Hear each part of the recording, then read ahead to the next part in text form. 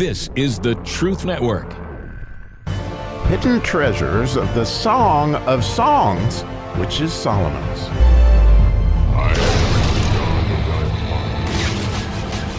Digging around today in verse 16 of the first chapter of the Song of Songs in our never-ending quest to understand statutes. And boy, I had a duh moment like, oh, now I get it this morning. And we're going to get into that. Like, you want to hit your head with your hand and go, how did I not see this before? Or maybe I saw it before and I just forgot it. I don't know, but it's pretty eye-opening. And so we'll get into that in a minute. But before, let's read the verse in English. It says, Behold, thou art fair, my beloved, yea, pleasant, and our bed is green. So as I go to study this verse, it just kind of like I was noticing that, all the commentators will immediately say, well, this was the groom in the situation speaking back to his bride, because as we talked about yesterday, that this is Jesus telling us, thou art fair, behold, thou art fair, twice. And then it comes down here, and I was like, well, how do they all know that this now is is the bride speaking back to the groom? And so as I looked at this, I realized, oh my goodness, it's consistent that when you see that beloved, that is the Daled Vav Daled, that is her speaking of him. And so she calls him like David, like that beloved. Anytime that's made reference to, that's how you know the person switched. That now she calls him Daled Vav Daled, but he calls her that Raya name that we talked about yesterday, which has to do with sort of a shepherdess, a shepherdess with a light in her eyes, which is significant when you think about, how many times that we're asked to feed the sheep and that kind of stuff in the scriptures, that here Jesus is said in the previous verse that thou art like our shepherdess with the light in our eyes, where she is calling him, David. So yes. And certainly it's consistent as I look through it. Like I said, I wanted to hit my head with the hand and go, how could I not see this before? That clearly when they're making that reference to beloved or my love, those are different ways that they're expressing their love. And again, it's one that I think is fascinating that she, the bride refers to him as David based on the fact that he would be the son of David. Anyway, just spectacular stuff. And the fact that he is a servant above he came to serve, right? And all that has to do with Daled Vav Daled. It's just beautiful.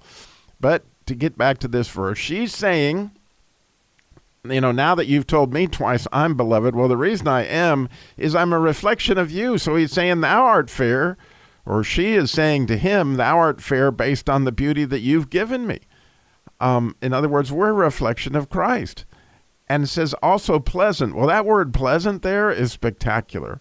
And the reason I say that is if you look at the 16th Psalm, which I find it interesting that this is the 16th verse, at the very end of the 16th Psalm, the last verse of the 16th Psalm is a spectacular verse most of you may have heard. It's in his presence is fullness of joy. But the second part of that is at his right hand are pleasures forevermore. Well, that word pleasures is that word right there. That same word that is translated pleasant in this verse is the same word that are pleasures forevermore. And so here, obviously, Solomon is taking the same idea of pleasures forevermore and seeing how that leads to, when we engage with Christ, where it says apart from you, we can do nothing, but with you, we can do everything. And there, because of that, our bed is green. And it's a beautiful idea in so many different ways of the word that he uses here for bed, which has to do with an archway, which gets back to the whole idea of we're trying to figure out what statutes are. And statutes start with a het. Well, the idea of an archway and a huppah that you get married under is this whole idea of the het. And so that is the union itself is, when you think about it, and you think about a het, it's everything to do with this verse. Because a het is a male energy that is coming down. That is the vav. It's being reflected back by the Zion in And so that's the whole idea of what she just said. I'm beautiful because I'm reflecting you. And then the over the top is called the heteroteric, which is that archway, which is the marriage between the male and the female there.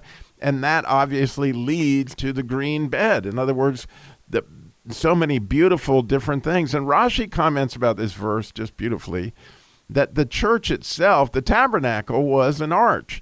And that in that, when actually in the temple was as well, that when apparently Joash was hidden, it said he was hidden in the bedchamber, but that bedchamber was in the temple. And so the idea of the temple being a bedchamber is somewhat of a scriptural concept that, of course, when we meet with Jesus, that's when we now can be fruitful, because apart from you can do nothing. But when we're together, right, then we bear much fruit. And there's the idea of this whole thing right here.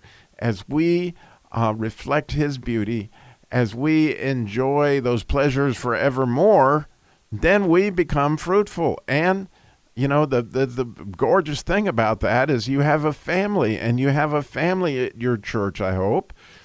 And church meaning, that community that where you meet together with Christ and you love one another. And as good shepherds, right, you make your sheep lay down. Well, they're laying down their life, right? They're laying down their life. That's what Jesus did, was lay down his life for his sheep, as it says in John 10.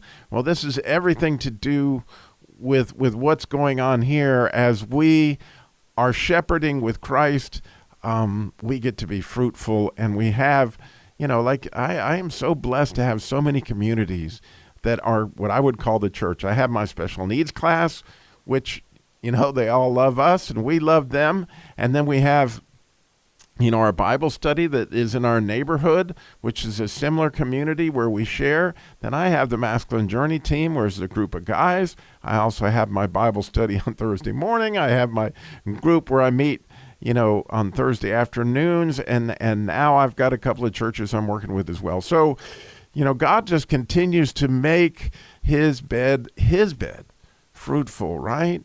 And we get a chance to see him bear much fruit. As we spend more time with him, we can just delight with pleasures forevermore, like that last verse. In his presence, of the 16th Psalm, in his presence is fullness of joy. At his right hand, our pleasure forevermore. Thanks for listening.